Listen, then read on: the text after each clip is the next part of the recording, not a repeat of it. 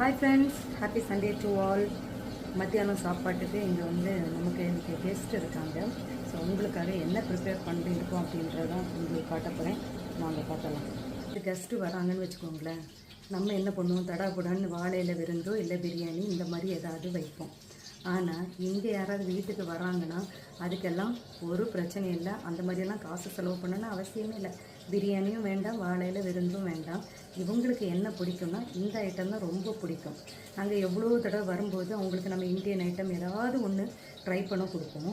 அதில் வந்து வாய்ப்பே இல்லை ராஜா, நாங்கள் இதெல்லாம் எங்களுக்கு பிடிக்கவே இல்லை, எங்களுக்கு அதுதான் பிடிக்குன்ற மாதிரி எப்போ பாரு இதையே வந்து சாப்பிட்டுட்ருங்க, என்னத்தை தான் அப்படின்னு சொல்லி நம்மளும் பார்த்துருவோம். வாங்க, இது தாங்க அது பொழுதனைக்கு எப்போ பார்ட்டினாலும் இதை தான் வைக்கணுமாட்டு இருக்குது. இது என்ன அப்படின்னு பார்த்தீங்கன்னா, இது மாதிரி நகட்ஸ் இருக்குது. ஒரு ட்ரே வந்து நகட்ஸ் போட்டிருக்கிறோம்.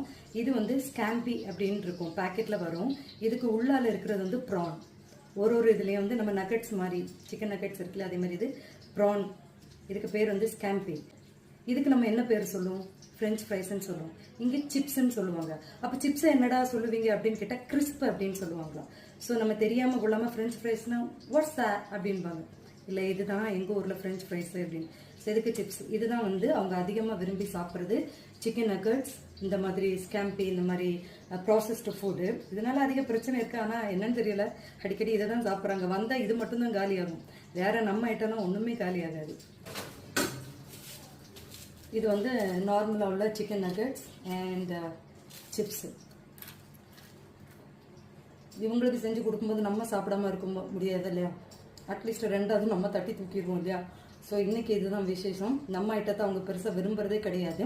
ஸோ இதுக்கு தான் வந்து எதுக்குன்னு தெரியாது இப்படி கமந்து விடுறாங்க இந்த ஒரு ஐட்டத்துக்கு. அதில் அப்படி என்ன தான் இருக்குமோ தெரியாது. எது எது ஹெல்த்துக்கு நல்லது இல்லையோ அதெல்லாம் அவங்களுக்கு ரொம்பவே பிடிக்கும். So see you guys in next video.